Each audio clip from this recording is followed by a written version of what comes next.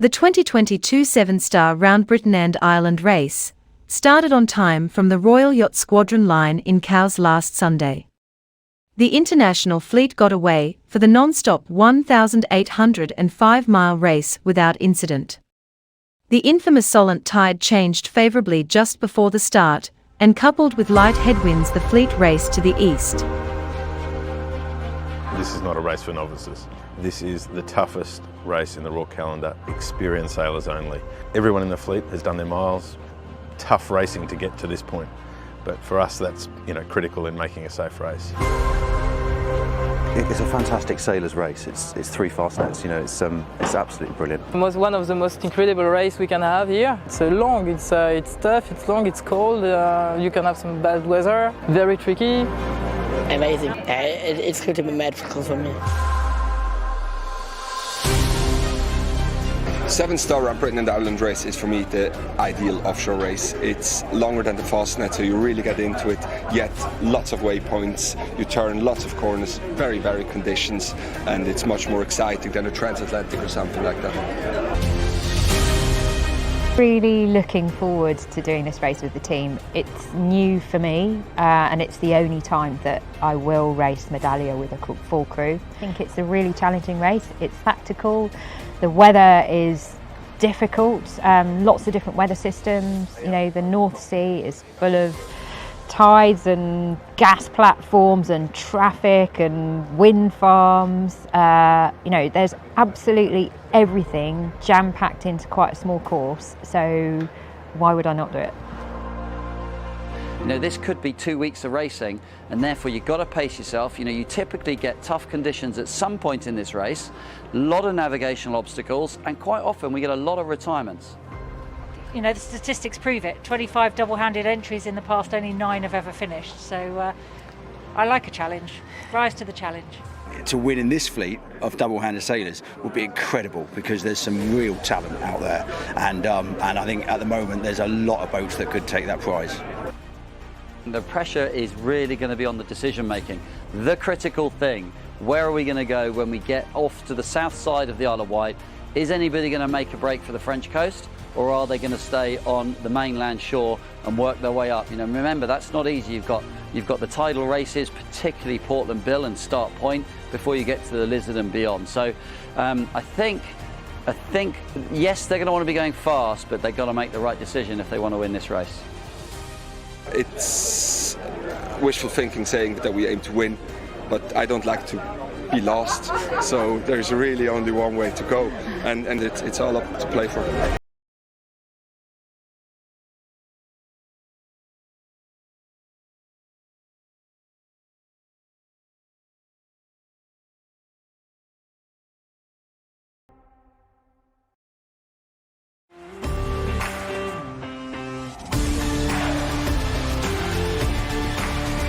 This is the Sailing World on Water, August 12, 2022.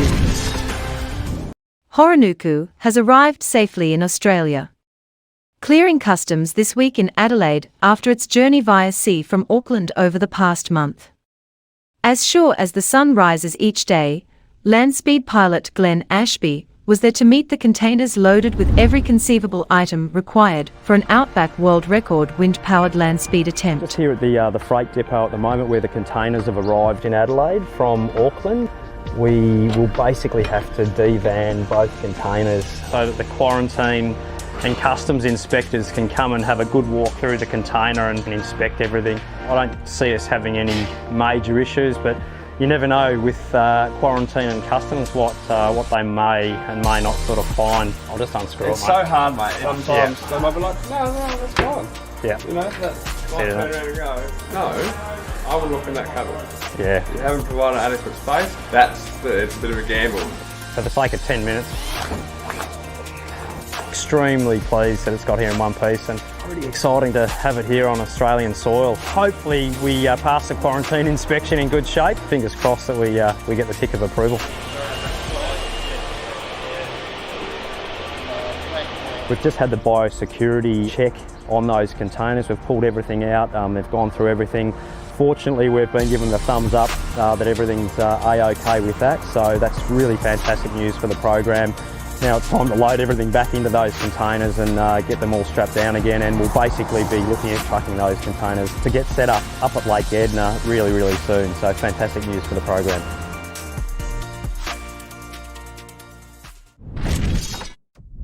Lighter winds this morning at Cowes Week increased to give competitors another great day on the water, predominantly in breezes of 10 to 18 knots. It's today at Cowes, day 5 already, and it's featuring the youth of all the sailors here. But when we woke up this morning, it was grey, it was a little bit breezy, maybe a bit of rain again, very much similar to the previous days. But I think there was one thing up the sleeves of the race organisers. Well, there certainly was. There was one big change, and we'll come on to that a little bit later. What struck me as quite interesting about that change, just to tease it out a little bit, is that it didn't seem to matter whether you're a rookie or whether you're a rock star. You were going to be challenged by this new move. OK, well, you went out in the water pretty early to find out. Let's hear what you had to say. For any of the crews that were looking forward to some downwind action, well, day 5 was their day, because it started with a downwind start. In fact, for everybody, the leg went well into the eastern Solent. And for the asymmetric boats, they had a day where there were some very long downwind legs. And some nice waves and some nice gusts to surf down. The only slight catch was that to have such nice extended downwind legs, you had to do a long upwind leg as well, at least one. Well, that's what it's like out on the water, Matt, but back ashore here, the big thing really was the wind behind going east, all the courses set to the east. Indeed, yes. I mean, downwind starts are pretty unusual, aren't they? Unless, I mean, at club racing you tend to get them a fair bit. But it's one of the things that actually makes Cowes Week quite special. But I suppose what a lot of people might be asking, if they haven't done it before, is why would you start downwind? And that is, it's the tide. The tide has been building all week, and it's been getting later and later and later. So when the fleets went out there, it was going to the east all morning, and quite strongly as well. And the breeze wasn't that strong either. So if the race committee had tried to set the fleets off in the normal direction off to the west, they would have been pushing against the tide, and they would barely have got away from the line. So it does happen in Cowes Week, and we do see it, and it's quite a challenge, as we found out. It certainly is a challenge, because it's that timing, where how far up tide you go, what time do you turn and then make for the line, and we saw that right throughout the day. But let's go to our featured class, which is in fact the first race of the day. It was in IRC 0 and IRC 1. They're racing for the Britannia Trophy, and they're out there pretty early. 16 seconds to go as we go towards our line. You can see the light grey of the line just to the left of Matt's rib there, the end of the end of picture. So 8 seconds to go. That yellow mark completely off the line, as Matt was pointing out earlier. No kites going up yet. Here comes the hoist. Yes. Conservative start, but look at Fargo. Beautiful start for them. Really nicely timed. If they can get this set, 0R in the middle, beautifully set, and absolutely ripping downwind. Cracking start by Laprepons actually on the other side of Fargo. Really nice. Look at them struggling. It's a couple of boats here trying to get the kites filled. A bit lighter, a bit less breeze than we were expecting for this start, but Fargo, middle of picture here, grey hull, absolutely ripping downwind. They got that timing absolutely spot on Fargo. They managed to create the impossible, really. They managed to find themselves a hole, get the timing right, and then the big risk for Fargo then was that people would roll over the top of them and just steal all their wind, but they just managed to hold that gap, which was very impressive for one of the smaller boats in the fleet. Yes, we're watching Laprepons, Andrew McIrvine's lovely boat, great start for them. We believe Eddie Warden sailing on board there, ex-chief of Royal Ocean Racing Club. And look at Schuss now with its huge Jenica just powering up. Oh, absolutely beautiful, overpowered. Sheet on, boys. See the main flogging, you can see the ripples through the black of the mainsail there on the right of picture, easing. What they're trying to do, sorry to butt in there, but what they're trying to do, the reason they're pressing up is that they've gone down past the guard ship, and Fargo has gone to leeward of the guard ship and is likely going to lose their breeze, and those two big boats realised that they would be better off going to windward, so it was a little bit of a squeeze at the last minute. Absolutely beautiful pictures. That kite beautifully set. Look at them, they haven't had a single flog since the start of the race, not a single moment of missed trimming, so absolutely beautiful sailing by them. So Bertie, you had quite a needle match on Fargo, didn't you, with the other IC37? It was a long day, Matt. It really was. But you know, you can't get better than two completely evenly matched boats. These two IC37s are real joy to sail, and we've got some great competition with our friends on Aqua, and we were just battling it out for 4 hours. Exhausting. Which that's what you signed up for, Bertie. It's only because you've had the whole season where you've been sailing around on your own that it feels quite hard. Yeah, I'm going back to sailing on my own again, actually. It's much easier. But in all seriousness, it was, I think we took a lot away from today. We were boat for boat. I mean, we got ahead of them, stretched our legs a little bit. They got back into us. So the lead changed a little bit, and honestly, we were absolute bow to bow on the finishing line. You could not put a paper between us. Although actually in the end, we just got split on the line. There was a trimaran moored there. One had to go one side, the other had to go the other. We didn't think going down the middle was very sensible. So that's what split us, and in the end there was a bit of line bias to the pin end, which gave it to these guys, but well deserved and no complaints. Final day of the MOF International European Championship at the Yacht Club Carnac, France. Well, so we're here in Quiberon for the MOF Europeans, and I think we had a pretty exciting event. We've had all sorts of winds. We've had about 20 knots, 20 to 25 I think. We've also had 15 to 20, which was amazing yesterday. We've also had a very lighter day, which was perfect as a rest day. But no, I'm pretty happy. I think Quiberon delivered.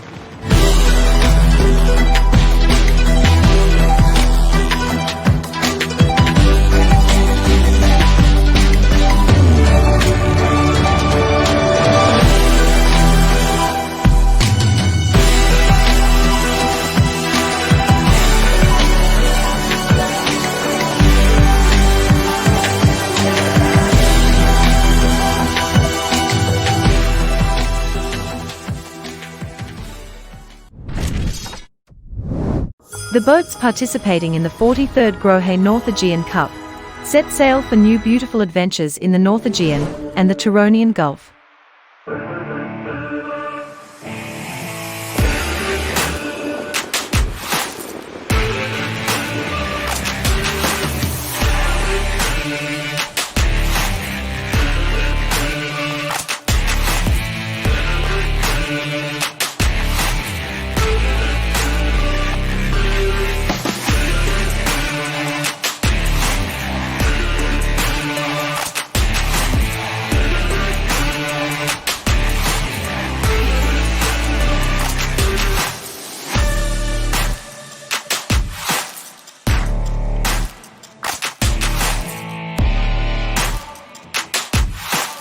It's a real pleasure always to be here.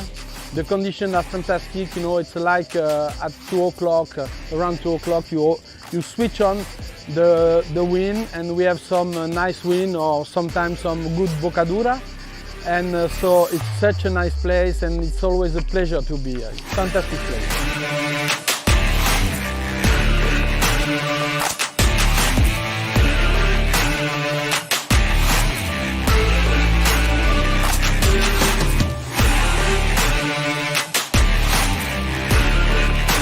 Today it was not so bad. We did some good things, some bad things, but we can do it better. I hope that we will do it better, but it's always a pleasure to be on the water because it's so fantastic.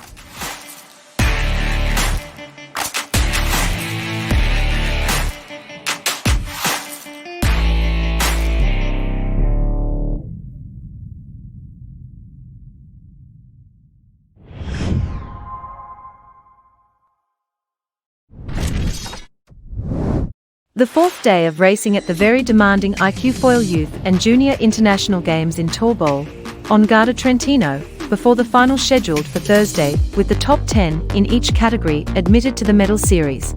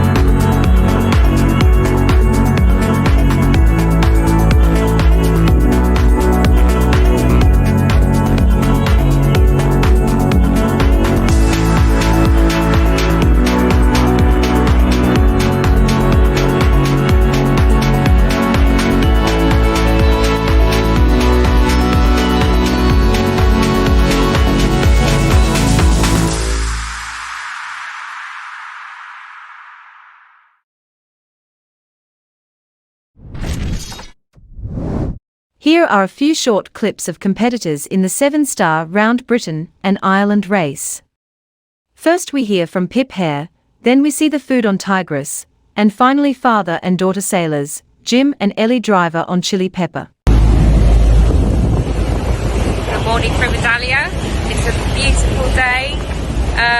We're just coming up to the Lizard, and we spent a night really trying to make this boat work. It doesn't like light winds that much. We've got quite a lot of surface area that makes the boat slow, and we struggle to use our foils. But right now, the foils are working, and look who's with us.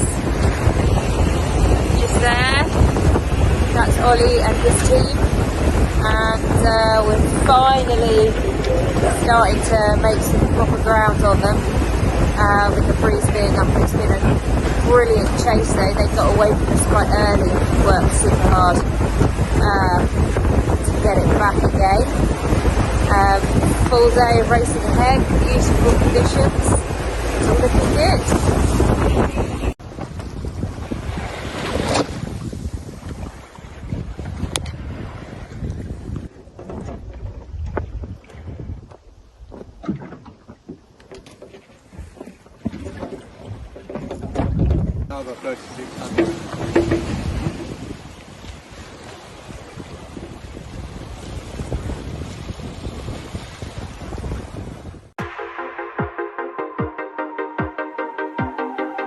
Such a big challenge. It's one of the few opportunities to do a big race like this around the UK without doing something like a transatlantic.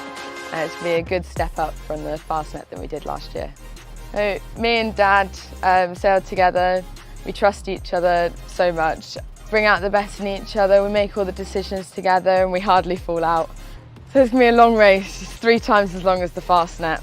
There's going to be lots of navigational problems to overcome with all the TSS's and the shoals and the rocks. Just going around the top of Scotland, around the top of Muckleflugger, which is going to be, well, it's further north than the Capes are south, and especially going around Dover, and it's going to be quite complicated. I think Mum will be incredibly happy when we are around because she's going to be watching Yellow Brick every mile of the race and probably not get as much sleep as we're getting. Going to be quite tough to get round. So it's been a big adventure to work together and to sail around Britain and Ireland. It's going to be amazing and I really look forward to it.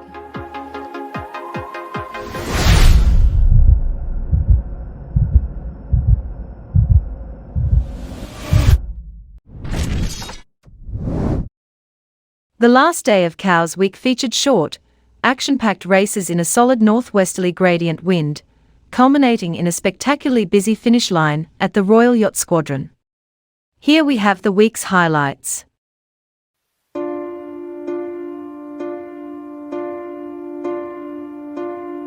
Who should we be looking for then, other than yours? The guys at the front of the fleet. I don't want to say who they are because they know who they are. They are brilliant.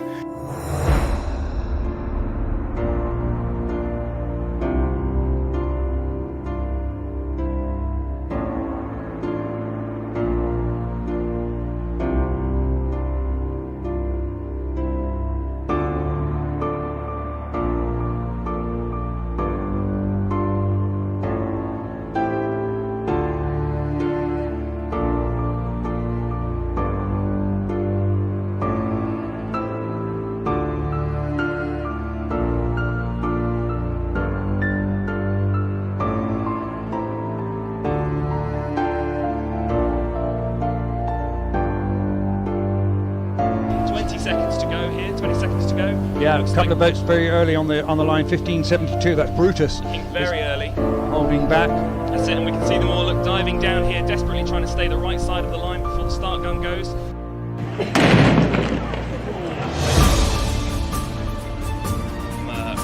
There's a very brave port tacker here, 86. That's Fargo.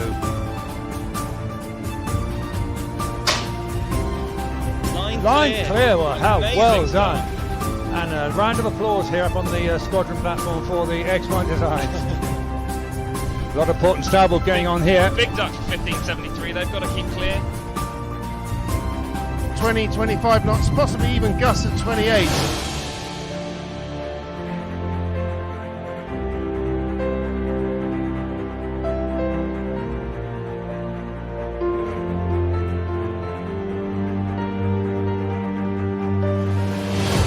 tell you, Steve, I'm getting more nervous on the shore than I would be on the boat. It's just watching them go around. Is there anything that you can look to that you feel that you're doing right? Beating the better sailors, yes. And how? Luck. Trying not to make mistakes, and luckily the other boats in the fleet did make mistakes, so never give up. Your opportunity might come. Thanks, now. It was a proper Cows Week day, I'd say. That's it for today at Cows. Oh, we did mention rocks, didn't we? Yeah, it was a proper Cows Week dust-up today with tankers. Some of the fleet ahead of us went the wrong way round it. We pointed out the error of their ways to them.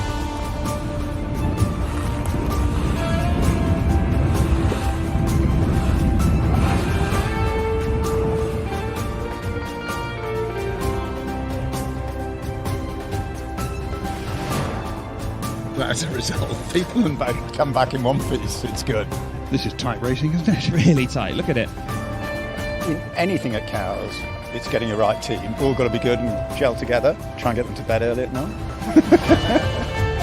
I have been researching and some of my favourite locations for research, and it is only research. It might be called the beer tent to other people, but it's where I go to work. Cows Week, I'll never go anywhere else.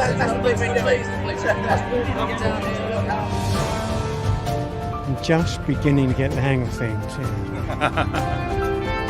Nothing like a good Cows Week boat on boat.